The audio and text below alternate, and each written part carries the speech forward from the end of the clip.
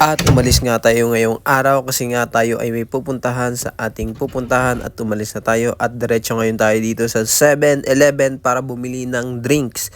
Kasi nga sobrang init ng panahon. Alam nyo naman ngayon, summer at eto, bumili tayo ng drinks dito at ininom na natin at nakarating na tayo dito sa ating hospital kasi nga check up ni Mrs. at asan siya. Eto siya.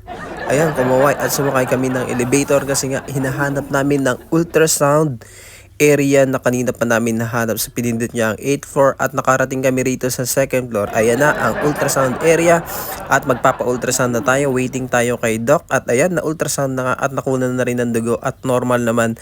At so ngayon ay umalis na tayo dyan at dumiretso tayo dito sa coffee tea.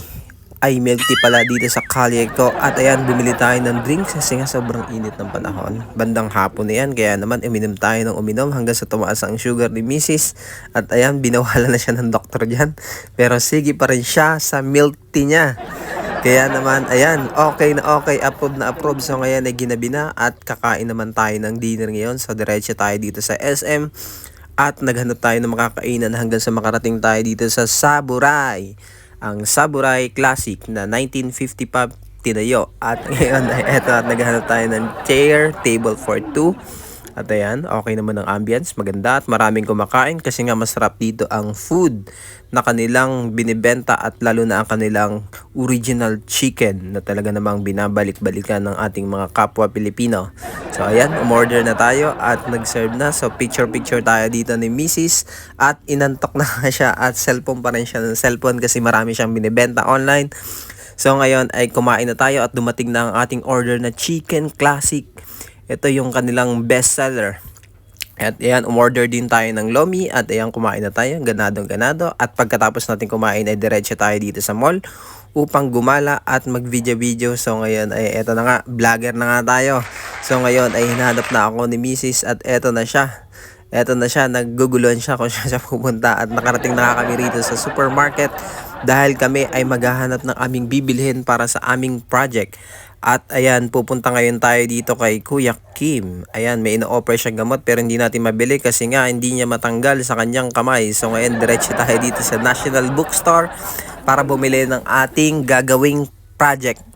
So ayan, may mga project tayong gagawin. So ngayon ay eto na at hinahanap na natin ang ating mga kailangan kasi nga kailangan nating matapos ito kasi nga importante yan.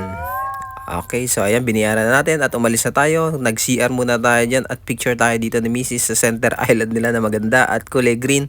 So ngayon ay eto na, kumaway-kaway tayo at malapit na tayong umuwi. So uwi na tayo ngayon kasi wala nang ulan dahil kanina ay sobrang lakas ng ulan dyan. So ayan, binangga ako na nga ang pinto at nabukulan ako dyan. So ayan, kumaway na si Mrs. at sumakay na siya ng sasakyan at pauwi na tayo. So ngayon ay very tiring day but it's happy. So ayan, diretso na tayo sa bahay at day 2 tayo. So ngayon ay kumain naman tayo ng almusal dito. Ay hindi pala, tanghalian, dito tayo sa Betoys.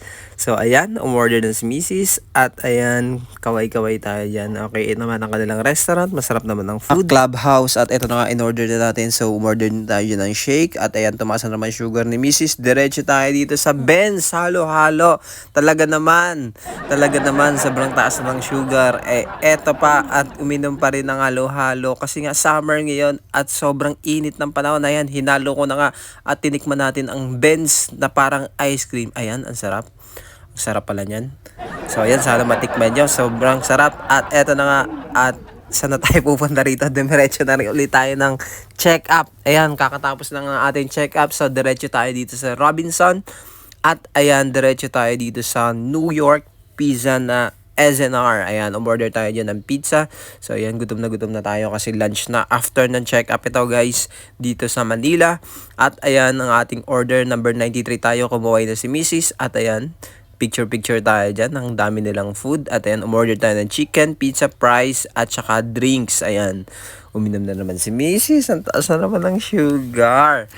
Laging mataas ang kanilang sugar pero hindi natin siya mapigil. So ayan, umuwi na tayo. At ayan, diretso na tayo dito sa Cavitex. Ito na ang kanilang pogo dito sa Cavite. Ayan, ang daming building. So ayan, diretso tayo dito at nakalagpas na tayo dito sa RFeed o ang kanilang toll gate. So ayan, bye-bye muna guys. Heart, follow and share. Thank you.